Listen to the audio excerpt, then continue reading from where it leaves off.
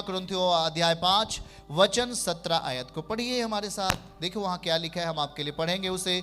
और दूसरा कुरिन्थियों अध्याय 5 वचन 17 में लिखा है, सो अब जो मसीह यीशु में है वो नई सृष्टि है, पुरानी बातें बीत गई हैं, देखो सब नई हो गई है। मैं ओके बोलना है, सब नया हो गया। हाँ, सब क्या हो गया? नया हो गया। सो यदि कोई मसीह में है वो एक नई सृष्टि है, नई बनावट। आप नई बनावट होते हो, आप एक नई सृष्टि बन जाते हो। कैसे? हम अपने, लिखा है कि पुरानी बातें बीत गई। पुरानी बातें क्या है? अधर्म, पुरानी बातें, पाप में जीना, नशे में जीना, गुनाह में जीना। समझ रहे हैं?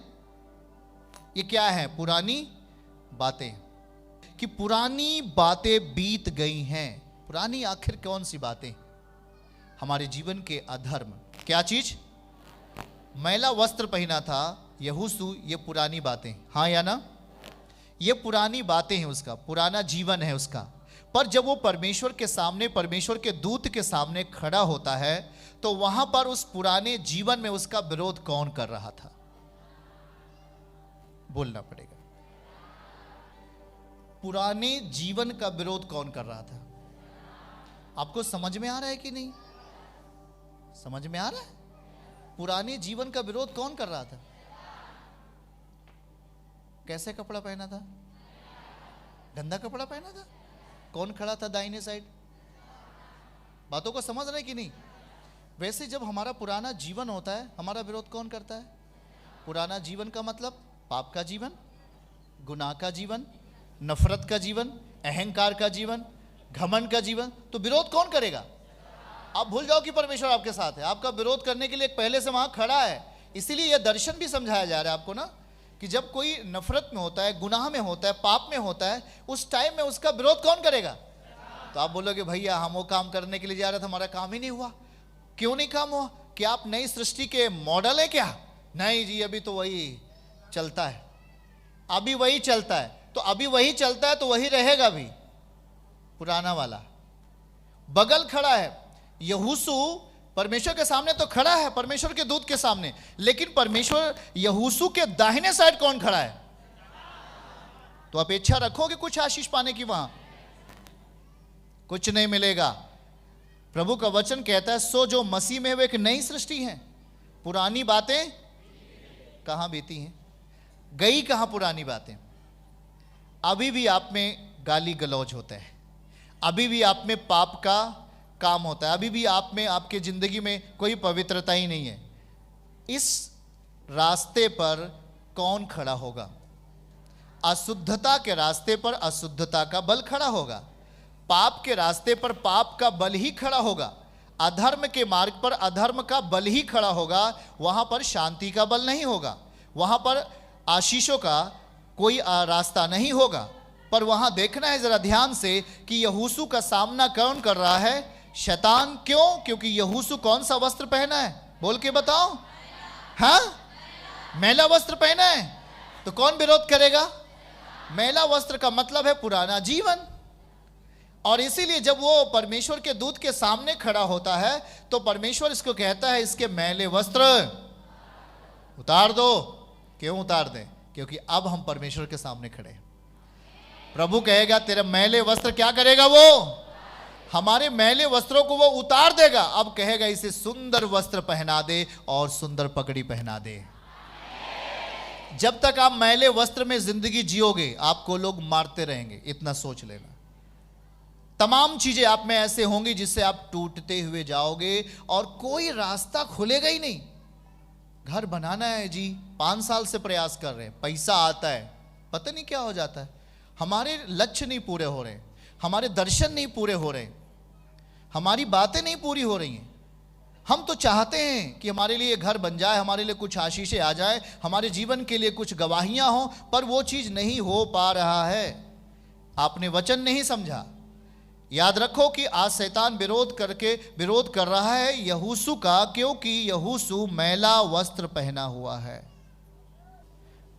अगर हम नफरत को लेके आते हैं, शायद किसी के मन में नफरत है, किसी के मन में घमंड है, किसी के मन में ईर्ष्या है, तो ये एक शैतान का ही स्वभाव है। हेलो, समझ रहे हैं? इसीलिए देखिए ध्यान से, दूसरा कुरिन्थियों 5:17 में लिखा, सो अब जो मसीह में है वह एक नई सृष्टि है। नई सृष्टि, नई सृष्टि है। और लिखा है कि पुरानी बातें बीत गई हैं। वहां अगर पढ़ो वचन को, ये एक सामर्थ्य है, तो लिखा है बीत गई हैं। कामा लगा है कि नहीं? कितने लोग पवित्र शास्त्र लिया है? हाथ उठावें। देख रहे हैं आप लोग? कामा लगा है कि नहीं लगा? क्या लिखा है? पुरानी बातें बीतने वाली हैं। हेलो, बीतने वाली हैं? नहीं, बीतने वाली हैं। क्या लिखा है? पुरानी बातें चली गई है। तब आपके लिए नया अध्याय शुरू हो रहा है। अगर पुरानी बातें हैं तो नई बातों के लिए अपेक्षा मत करो। पुराने पत्ते अभी भी हैं।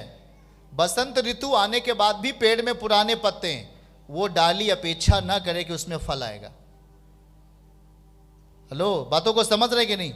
बसंत ऋतु आने वाला है। एटम, अंग्रेजी में बोलते हैं एटम, ये आने वाला है। पर हर एक पौधा अपने आप को तैयार करता है फल लाने के लिए। किस आधार पे तैयार करता है? उसके पुराने पत्ते क्या करता है? अपने झाड़ देता है। पुराने पत्ते झाड़ने के बाद ही उसमें कलियां लगती हैं, उसमें फल आते हैं। सही है? ठीक उसी तरह लिखा है यहां पर, पुरानी बातें बीत गई हैं। कंफर्म, संदेह नहीं है। नए हो गए हो? हम नए हो गए। अब नए हो गए हैं तब आपके दाहिने साइड परमेश्वर होगा। जब दाहिने साइड प्रभु आ जाएगा, आंख अगर आप सो रहे हो तब भी कहता है मैं तुझे बरकत देने वाला हूं, मैं तुझे आशीष देने वाला हूं। अब मैं तुझे आशीषों का घर बनाने वाला हूं। क्योंकि आपने किया क्या? आपने हर एक पुराने पत्ते को क्या किया? नफरत के पत्ते, गुनाह के पत्ते, व्यभिचार के पत्ते, झूठ के पत्ते, तमाम गलत पत्ते को हमने क्या किया? अपने स्वभाव से। तब अब आपका काम खत्म। आपने एक काम कर दिया ना, मेन काम प्रभु करेगा। उस पर कलियां और फल देगा परमेश्वर आपके लिए, यीशु के नाम में। उसके लिए जगह तो तैयार करो। सही है कि नहीं? आपके घर पे जब मेहमान आ जाएं तो अब क्या करोगे? मेहमान जी आप खड़े रहो, खड़े खड़े पानी पियो, खड़े खड़े खाना खाओ। वो रहेगा? बोलेगा हम जा रहे हैं। आपने में बैठने की जगह नहीं दी। मेहमान आता है तो उसको क्या करते हैं? हम कुर्सी दे देते हैं। कोई नया व्यक्ति आता है, हम उसे कुर्सी देते हैं, बैठ जाइए भैया, चारपाई देते हैं, बैठ जाइए। तो क्या देते हैं? पानी देते हैं ना। वो फिर ठीक है, पीता है, बैठता है और आपके घर के लिए कुछ खुशखबरी देता है। सही है कि नहीं? आप प्रभु का वचन आपकी ज़िंदगी में वैसा ही है। वो आपके अंदर जा रहा है, आप उसको वेलकम करना है, उस वचन का स्वागत करना है, उस वचन को अपनी ज़िंदगी में अपनाना है, विश्वास योग्यता के साथ, बड़े भूख और प्यास के साथ उसे अपने अंदर जगह दे देना है। बाइबल कहता है मैंने वचन को सोचना शुरू किया और अपने मन में विचार करना शुरू किया। हाँ, बर्तन मांज रही थी एक बहन और वचन को बोल रही थी। वचन ये बोल रही थी, सो अब जो मसीह में है वो एक नई सृष्टि है, पुरानी बातें बीत गई, देखो सब कुछ नया हो गया। वो ऐसे ही बोल रही है। देखो, जब आप वचन को बोलते रहते हो अपने मुख से, अपने जीभ से, जब उसे बोलते रहते हो तो आपके अंदर की अशुद्धता क्या होती जाती है? उदाहरण के लिए सरसों का मशीन देखा? सरसों वाली मशीन, सरसों जब आप जाते हो, सरसों जब आपको तेल लेना है तो देखा कि नहीं, एक ही बार में सरसों फेंक देता है? क्या करता है? कितनी बार डालता है? 5 बार, 6 बार, 7 बार, 8 बार। जब तक तेल निकलेगा तब तक उसको उसी में उसको जाना पड़ेगा और उस पूरी तरीके से उसको आप छू नहीं सकते। आखिर टाइम में उसको आप छू सकते हैं, उस सरसों का जो निकलता है उसमें का, उसे आप छू नहीं सकते। बहुत एकदम जलने लगता है ना। लेकिन देखो, कई बार जाने के बाद वो सरसों हमें क्या देता है? पूरी तरीके से एकदम से उसमें से तेल आ जाता है बाहर। हाँ या ना? बातों को इसको समझना है कि हमें जब प्रभु के वचन को अपनी जिंदगी में हम ला रहे ला रहे कुछ, वो एक सामर्थ्य, वो एक ताकत है। जब उसे हम मौका दे रहे हैं, अनुमति दे रहे हैं, तो शैतान के काम खत्म हो रहे हैं, एकदम से खत्म होंगे यीशु के नाम में, आमीन।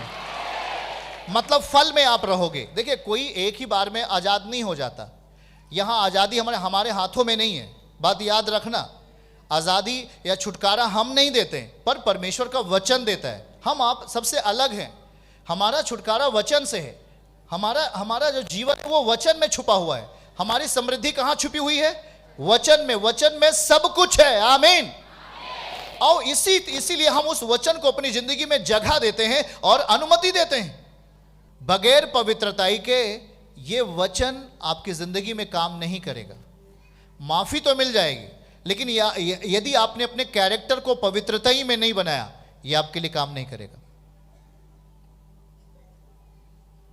इसलिए हम क्या करते, जब वचन को हम अपनी जिंदगी में स्वीकार करते, ये हमारी ताकत बन जाती है, ये हमारा बल बन जाता है।